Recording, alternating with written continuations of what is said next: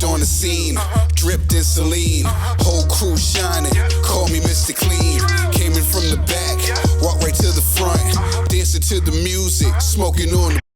Got the women smiling, punk grilling me, looking all dusty. Black Force energy, I don't even drink, but the team pop bottles. Not here for the beef, but the Glock holds hollows. Think I'm cocky, but I think I'm worse. In this flexing like a Mr. Universe. The last topic we're going to discuss on Boxing Bros is Team Bivol admits they're struggling to find an opponent. All right, we're going to take a look at an article from Boxing Scene. Let's share this. All right, so this article from Boxing Scene, it says Dimitri Bivol's manager admits it's been very difficult finding an opponent. Okay, so this article was written on September 3rd of this year. Again, a few days ago, but we record on Sundays. All right. You know, we're known as the name butchers, man. I'm gonna do what I can do with this name, but hey, man, you know, it is what it is. All right. Vladim Kornilov, manager of the WBA lightweight heavyweight champion of the world, Dimitri Bivol is still trying to lock down an opponent for his boxer's next fight. The search has been difficult, with Bivol being inactive since November 2022, when he dominated mandatory challenger Gilberto Ramirez over 12 rounds to secure a wide unanimous decision. There was heavy talk of a rematch with Mexican superstar Saul Canelo Alvarez, who Bivol decision backed in May of last year. The two sides had issues agreeing on several important points, including the money in the contract weight. Canelo would eventually go in another direction by signing a multi-fight agreement with Premier Boxing Champions. Bivol is targeting a ring return in the coming months, with ongoing discussions to lock down an opponent. The priority is to return to the ring in October or November. There is no confirmation date yet, and there are several reasons for this. The main concern, the general will of our team, some circumstances, it is difficult to find an opponent, but there are some development searches and negotiations are ongoing, Kornilov said to, I don't know, Ivan. All right, here's a quote from Team Bivol. We have to look for any option. Someone who would want to enter the ring, and someone who the fans would want to see in the arena and on TV. There are few such options like Dan Aziz, Joshua Buatsi, but both refuse and decline to fight each other. In addition, there is also the fight with Hami Munguia. Maybe we will circle back to this option in the future. We are currently searching. We are in the process of agreeing with someone and making sure that Dimitri returns to the ring as soon as possible. Right now, he is holding an intermediate training camp, preparing for the main camp to the fight. So that's what they reported. Basically, Dimitri Bivol is having a tough time finding an opponent. And here was a report from Boxing News. As you can see, this is from Boxing News. They tweeted this out on September 8th. It states, exclusive talks are opened regarding a bout between Dimitri Bivol and Lyndon Arthur this winter. Boxing News understands, and they show Lyndon Arthur and Dimitri Bivol in talks. And, you know, I don't know if that fight gets you going, but we're going to discuss it right now. So, G, what's your reaction to Dimitri Bivol not being able to find an opponent and possibly being in talks to fight Lyndon Arthur? I mean, obviously it's unfortunate, but hey, man, I guess Lyndon Arthur's not bad, but it's not great either. You know, like you would think the guy that just beat Canelo would have more options, but I don't know, man.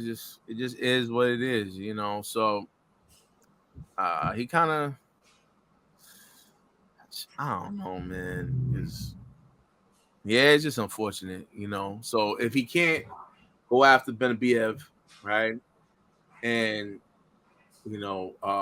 Arthur seems like the only viable option right now. Then I guess this just is what it is. But there's no money really in that fight, so I don't know. It's like I feel like he just took like 10 steps back. You know what I mean? Like after Canelo, so it's like maybe him and his team need to find a way to get back in Canelo's good graces to get that rematch popping. Because that was a moneymaker for him, and if he's not trying to unify with Beterbiev, I mean, like you might as well just get back in the Canelo. Like, hey Canelo, let's run it back another time. What's up? You know what I mean? That's what I think he should do. Yeah, so this just goes to show, because I remember when we used to discuss this and people would be like, oh, why you hate? Oh, here we go. We got dollar bill. Yeah, like what I was saying was, we've been saying this the whole time. We saying the number we brought this before, and we was talking about fighting. He should take the feet to fight Canelo and all that. Worried about this, that, and the third, and wanting to go down to 168 and do all that. I'm like, you ain't that dude. You play too cool. You gonna lose. Mm-hmm. You know what I'm saying? Mm-hmm. Shoot. See, this is what I'll be talking about. I don't mean to start rapping, but you see what happens with all that capping. You see? Hey, bring that back one more time, I don't brother. want to stop rapping, but you see what happened with all that capping. Mm-hmm. Who you gonna fight now? Who you gonna fight now? And you messed up on a big old bag. Fumbled bag. Come on. So everybody starts. This what happens when the Canelo haters, you start believing the Canelo haters. Mm-hmm. They start getting in your ear, and you really start believing what they saying and thinking that you the man and all this, that, and the third. And no, it don't work like that. Not in the sport of boxing. It don't work like that. The Canelo haters don't make the rules. You know what I'm saying? Canelo haters don't make the rules. That ain't how it goes. Listen, you played yourself. No, I'm just keeping it above. But the Canelo haters ain't going to tell you that. All the people that was in our comments say, like, oh, they're not going to tell you that. Mm-hmm. They're going to keep lying to you until you're broke. And you're going to keep believing to them until you got to borrow money from your manager to pay your rent. You know what I'm saying? You in an intermediate training camp because you can't even get into a main one. See what happened? See what happened? All that capping. See what happened? Mm-hmm. You can't get a fight now. Canelo done moved on. He got other fights lined up. He's good for the next 2 years. Mm-hmm. Because you wanted to play this game and listen to the Canelo haters. Mm-hmm. Man, listen. That's on him, dummy. That's on him. He made a mistake. You know what I'm saying? He should have listened to me. You know what I'm saying? Should have came here, sat on next to us, and listened to the Boxing Bros. We told you. We gave you the blueprint. You didn't want the bag. Nobody ever want the bag. They're going to say, oh, we haters and all this, that, and the third. Nah, we want these guys to be – how we look at it like if it was us. What would we do? You know what I'm saying? And we always think of getting the bag and securing the bag for the family. That's how we always think. But you can't be naive, and that was just crazy. That's what – duh. That's been my answer to that. Team Bivol missed. They're struggling to find the duh. Mm-hmm. You know what I'm saying? That's the question. That's my response to that. Duh, no kidding. No, bro, you spot on, bro. Like, I just remember all these topics where it was, oh, Canelo fanboys and oh, y'all are hating on Bivol. You see, the thing is, y'all are like when I say y'all, I'm talking to people who were calling us Bivol haters and trying to make it seem like we're Canelo lovers. You're looking at the sport from the lens of you're actually the one who doesn't like Canelo. We're looking at it from a place of being objective and what makes sense business-wise. I keep trying to tell y'all, leverage. The person who has the most leverage is going to win the negotiation. Bivol overplayed his hand. He played himself. He thought he was bigger than he actually was. Oh, I want to go down and fight Canelo for his 168 belts. That's not the agreement. That's not a rematch. The rematch would have to take place at 175. Oh, because he won, I guess he thought that made him popular. But like I tried to explain to you all, he's still not the A side. Canelo's the A side. Canelo's the one with options. So what's happening now? Canelo's about to fight Jamel in a bigger fight than any fight that Dimitri Bivol can make outside of Beterbiev. And if he fights Beterbiev, he's going to sleep. And he knows that. He don't want no parts of Beterbiev. So who's he looking to fight? Lyndon Arthur. The dude who put Lyndon Arthur to sleep got put to sleep by Beterbiev. Beterbiev's out there fighting better fighters than Bivol. That's what y'all are missing. Bivol's claim to fame is he beat a man who moved up in weight to challenge him. And y'all are okay when Bivol beats up Canelo, but we'll see where y'all are at after Canelo fights Jamel. Because I can already see, he had to move up in weight. But y'all didn't care when Canelo did it. Y'all made Bivol this dude until it was time to support. Now Bivol can't get a fight. That was what we was trying to tell y'all. He better take that fight with Canelo at 175 because what else is he going to do? What else is he going to do? It's either Beterbiev or bust from there for Dimitri Bivol. And now we see the man is struggling. He don't got to fight. He's just in the gym training, posting videos. He just turned into a YouTube workout influencer. He's an instructor. You know what I'm saying? That's what he's been reduced to. All because he wanted to get too big for his britches. He forgot Saul's the superstar. You the B-side. You should have used that win. You could have leveraged a couple more dollars, kind of like how Andy Ruiz did. But Andy Ruiz still knew he was the B-side. No, now I should get to fight Canelo for his belts. Who do you think you are? I try to tell everyone, y'all hating on Bivol. Y'all hating on Bivol. Bivol was only relevant because his name was attached to Canelo. Without the Canelo attachment, Bivol's irrelevant. I tried to tell you. But Caden's a hater. I don't realize a lot of you started watching boxing like within the last 5 years. Been involved with the sport my whole life. I've seen Bivol's come and go. The dude who got that one big win and thinks he's hot. You know, the hell out of here with that. And now he has to prove it again, and he's going to take on the tough task of Lyndon Arthur now. And y'all are all going to be okay with it. But can you imagine what y'all would say if Canelo fought Lyndon Arthur? What would y'all be saying if Canelo moved up in weight to fight Lyndon Arthur? It don't matter. They just hate Canelo. They don't look at it the fact that Canelo went up in weight to try to challenge himself, and he lost to a bigger, the bigger guy, and all. They didn't want to hear that.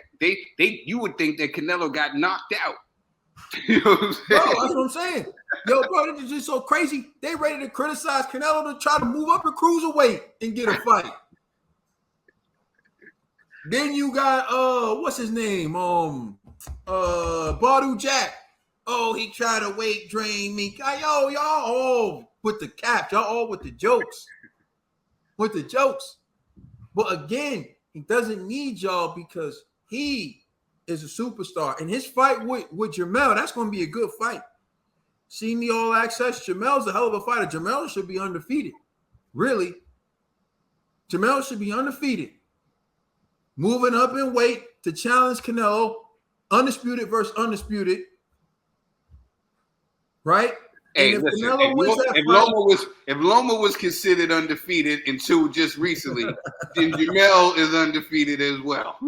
Exactly.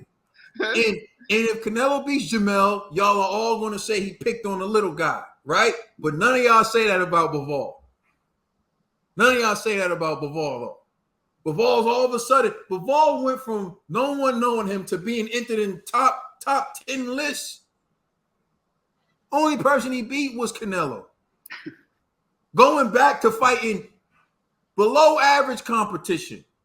Because Lyndon Arthur got sparked out by Anthony Yard.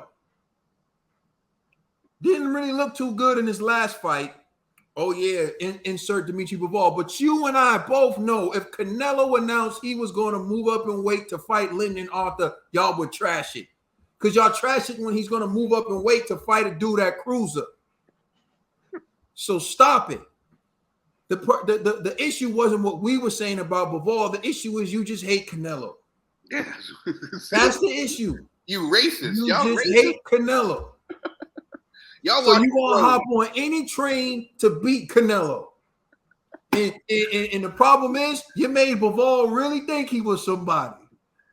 You really did. What's the beef Now with the Mexico, man can't y'all? get What's a the fight. beef? Shame on y'all. Y'all the same people who made TC had to go to BLK Prime and witness that train wreck before he was like, I gotta cross the street. Then y'all try to argue, oh, he crossed the street, but he got a higher percentage than what you were saying. You don't know nothing. You didn't see no contract. You wasn't sitting in no room. What you know is he signed a PBC, like we said. Oh, it's not a multi-fight deal. How about this then? His next fight is about to be Earl Spence on what? PBC. And after he fights Earl Spence, I bet you the next fighter he fight will be someone from PBC. His next 3 fights will be on what? PBC. What did we say? He should sign a 3-fight deal with PBC. Y'all tripping, man. For real. You can't like a fighter so much that you lose objectivity and you can't see. You can't see the truth. You can't see the real. So anyways, was I a Bivol hater or was I actually his friend? Was Trill a Bivol hater or was he actually his friend? If he would have listened to us, he would have been making the bag and possibly earning a second victory over Canelo. Now he's going to be fighting for a fraction of the money, not even a fraction, for a lot less money than he would have got had he given Canelo the rematch and would have beaten him again. See, this is why it doesn't pay to have fanboys telling you what to do. That's why you need to listen to people who tell it like it is. Sorry, Bivol, you fumbled the bag, and now you got to get to the back of the line, bro. But it's okay because the people who are telling you not to fight Canelo and demand to fight him at 168, they're going to buy your fight against Lyndon Arthur, right? Let us know how you feel in the comment section. Please like and subscribe. Check us out on Instagram and Twitter. And please check out our podcast on all major streaming services. The TBE couldn't be with us today, but you already know what it is. I'm the Commissioner Trill Dollar Bill. That's G. That's Katie. Rest in peace, Mike Stafford. Thank you for rocking with us. Always. Much love. It's the Boxing Bros. I feel it in my soul. Can you feel me? My money right. Came so cold in my cell, all them loony. Stay 10 toes.